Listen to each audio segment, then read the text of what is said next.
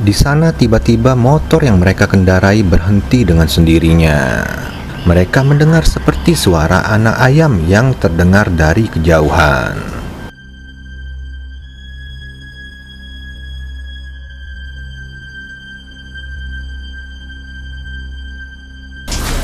Assalamualaikum warahmatullahi wabarakatuh. Selamat malam misterier. Jumpa lagi bersama saya Randy di konten podcast misteri.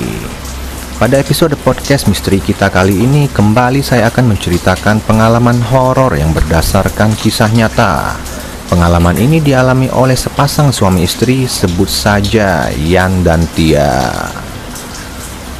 Sebelum itu, saya mengucapkan selamat menunaikan ibadah puasa bagi yang menjalankan dan selamat berbuka.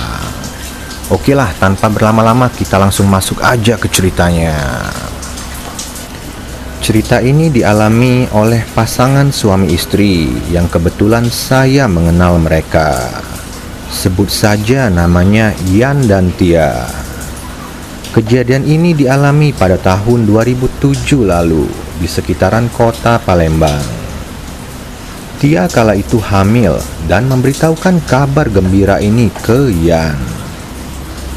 Yan sangat senang kala itu karena dirinya akan menjadi seorang ayah. Yan pun tak lupa memberitahukan kabar gembira ini kepada orang tuanya. Pak, Bu, Tia hamil. Mendengar hal itu, kedua orang tua Yan pun merasa sangat senang dan tak sabar menunggu kelahiran cucu pertamanya. Kala itu ibu Yan pun tak lupa memberikan pesan kepada Yan. Yan, kamu jaga Tia baik-baik ya. Jangan sekali-kali Tia keluar menjelang maghrib. Tidak baik. Apalagi lokasi rumahmu itu masih banyak rawa-rawa dan kebun-kebun kosong. Intinya, kamu siapkan bangle, ikatkan ke tangan Tia, dan jangan lupa gunting atau peniti diletakkan di bawah bantalnya Tia. Duh, ibu, masih percaya aja hal-hal begitu. Kamu tidak boleh menganggap remeh, Yan. Kita tidak tahu hal yang akan terjadi. Sebaiknya kamu ikuti saja perkataan ibu. Iya, Bu, ucap Yan. Posisi rumah Yan memang tergolong sedikit sepi.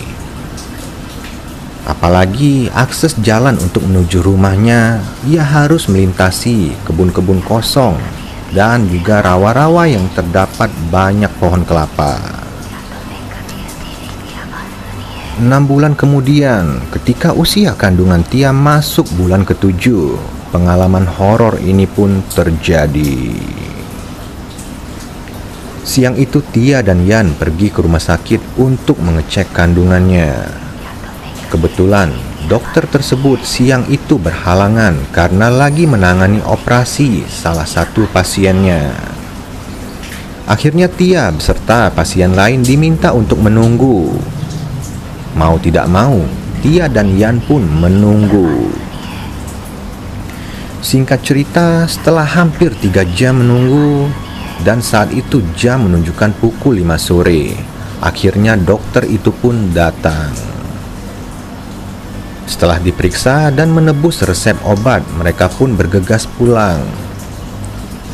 Saat mereka tiba di parkiran, hujan pun turun. Karena mereka menggunakan motor, mau tidak mau Yan dan Tia pun menunggu dan mengharapkan hujan segera reda. Tia sebetulnya agak sedikit khawatir karena bisa dibilang saat itu sudah sekitar pukul 6:30 malam, masuk waktu maghrib.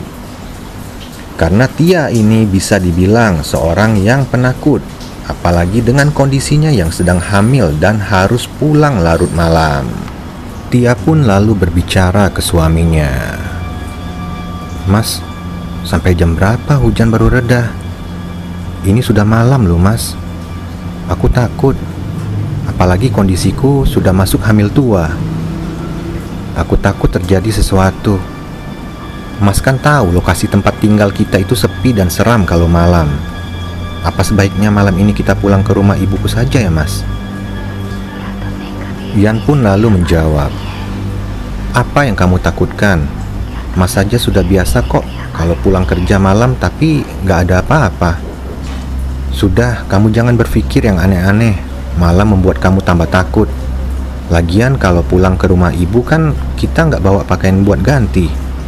Sudah, gak akan ada apa-apa kok, kan ada Mas." Akhirnya Tia pun menuruti apa yang dikatakan Yan saat itu. Sekitar 1 jam hujan pun mulai mereda dan hanya gerimis kecil. Yan mengeluarkan jas hujan dari jok motornya, lalu mereka pun berjalan pulang. Bismillah.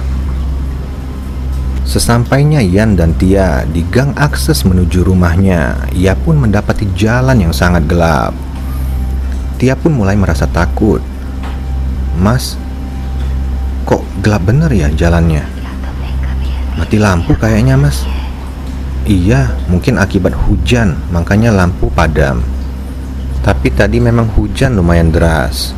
"Sudah, gak apa-apa, jangan takut," ucap Yan. Mereka pun terus berjalan di jalan yang tidak terlalu besar. Saat itu mereka melintasi beberapa rumah warga dan mulailah melintasi kebun dan rawa. Di sana tiba-tiba motor yang mereka kendarai berhenti dengan sendirinya. "Loh, kenapa Mas motornya?" "Gak tahu nih, mungkin businya basah." Yan pun menstarter motornya tetapi tak kunjung menyala. "Bener nih, businya." "Ya sudah, kita tunggu sebentar ya," sambil Yan melihat-lihat bagian mesin motornya. "Duh Mas, aku takut." "Sudah, gak apa-apa, jangan takut," kembali Yan menenangkan Tia. Di sela-sela kondisi yang saat itu bisa dibilang sangat sunyi, mereka mendengar seperti suara anak ayam yang terdengar dari kejauhan. "Mas, itu suara apa ya? Kayak suara anak ayam." Yan kala itu sebenarnya sudah merasa tidak nyaman, tetapi ia berusaha kembali menenangkan Tia.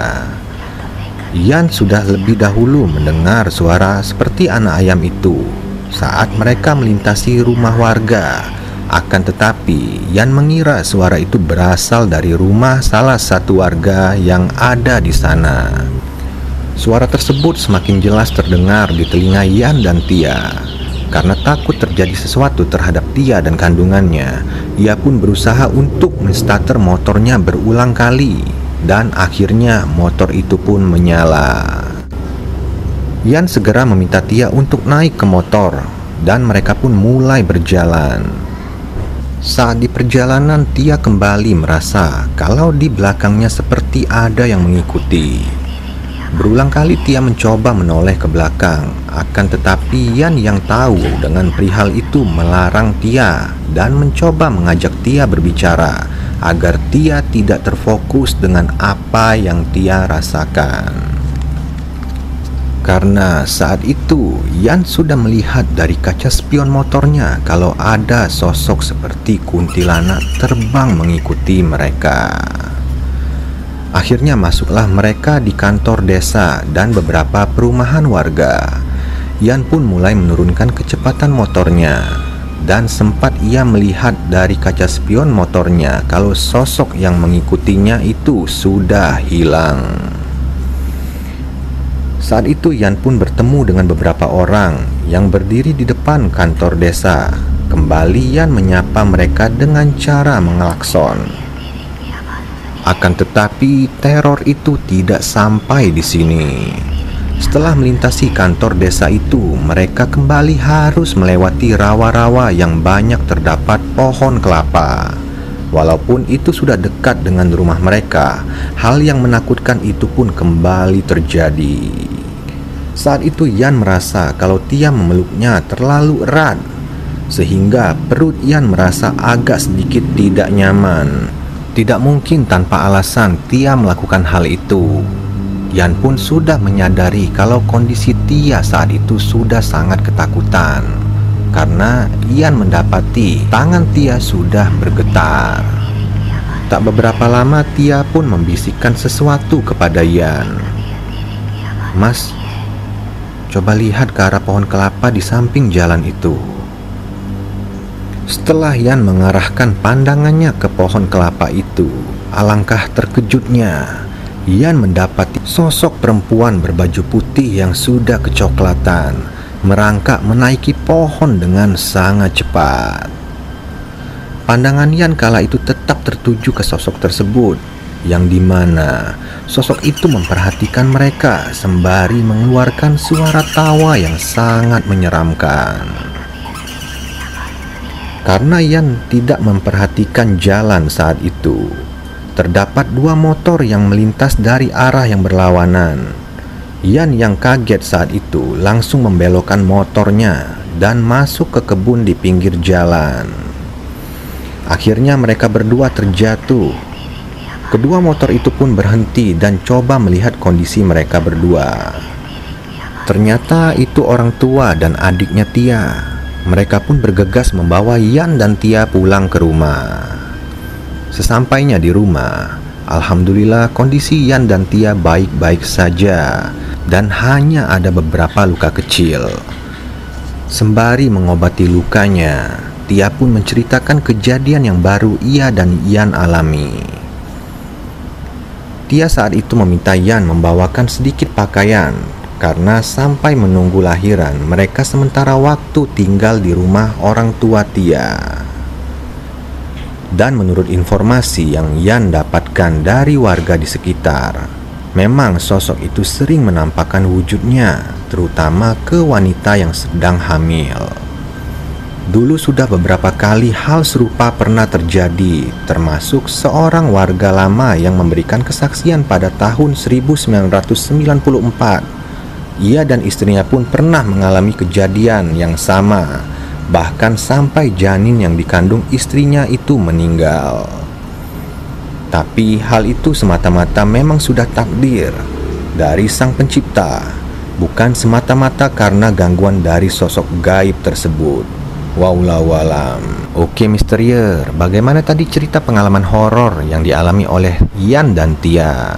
Semoga video ini bermanfaat bagi kita semua. Hal yang baik kita ambil dan hal yang buruk kita buang jauh-jauh. Sekali lagi saya minta untuk tetap terus support channel Merah Putih Kreator dengan cara like di video ini jika kalian suka, komen, share ke teman-teman kalian, serta subscribe dan aktifkan tombol lonceng notifikasi supaya kalian dapat update video terbaru dari kita. Sekian, assalamualaikum warahmatullahi wabarakatuh.